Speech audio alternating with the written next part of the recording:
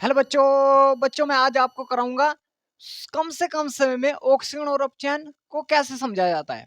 देखो बच्चों, ऑक्सीजन ऑक्सीकरण का मतलब है जिसमें ऑक्सीजन ऐड हो जाता है या जिससे हाइड्रोजन निकल जाता है। जैसे यहाँ पर देखो ऑक्सीकरण या उपचयन, जिसमें ऑक्सीजन ऐड हो रहा मतलब जिस तत्व में ऑक्सीजन जुड़ रहा है उसका मतलब क्या हो रहा होगा, उपचयन हो रहा होगा, मतलब ऑक्सीकरण हो रहा होगा या उससे हाइड्रोजन निकल जाए तो इसका मतलब हम क्या बोल देंगे, उसका ऑक्सीकरण हो रहा है।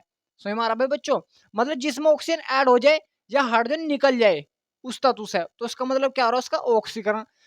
अपचयन कैसे समझेंगे बच्चों कि क्या तो उसमें ऑक्सीजन निकल रहा है, ऑक्सीजन निकल रहा है अपचयन में, या हाइड्रोजन जुड़ रहा है, हाइड्रोजन जुड़ रहा है तो इसका मतलब क्या हो रहा है उसका बच्चों, अपचयन हो रहा है। जैसे इसका एग्जांपल देखो, पीबी और लेड ऑक्साइड है, कार्बन से रिएक्शन करी पीबी लेड बन गया और कार्बन डाइऑक्साइड बनेगा।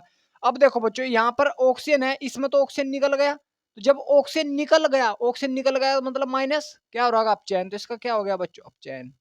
सही हमारा बच्चों। अब देखो कार्बन, कार्बन में क्या होगा, ऑक्सीजन जुड़ गया, तो जब ऑक्सीजन जुड़ गया तो इसको हम क्या बोलते हैं, ऑक्सीकरण। बिल्कुल सही, क्या बोलते हैं बच्चों, ऑक्सीकरण। यहाँ पर देखो कैल्शियम में क्या होगा, ऑक्सीजन जुड़ गया, कैल्शियम ऑक्सीजन जुड़ गया तो इसका मतलब इसका क्या हो रहा है, कैल्शियम का ऑक्सीकरण हो रहा है। ठीक है बच्चों।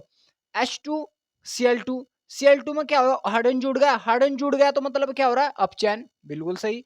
H2SO4 Fe से रिएक्शन करी, Fe मतलब हाइड्रोजन यहाँ से निकल गया, जब हाइड्रोजन यहाँ से निकल गया तो इसका मतलब क्या है, जब हाइड्रोजन निकल रहा है, हाइड्रोजन निकल रहा है तो इसका मतलब क्या हो रहा है बच्चों, उसका क्या हो रहा है, बोलो यार, क्या हो रहा है बच्चों, ऑक्सीकरण हो रहा है। क्या हो रहा है, ऑक्सीकरण। तो इसको हम बोलते हैं बच्चों ऑक्सीकरण और अपचयन। जिसमें तो हाइड्रोजन निकल जाए या ऑक्सीजन जुड़ जाए, ऑक्सीकरण।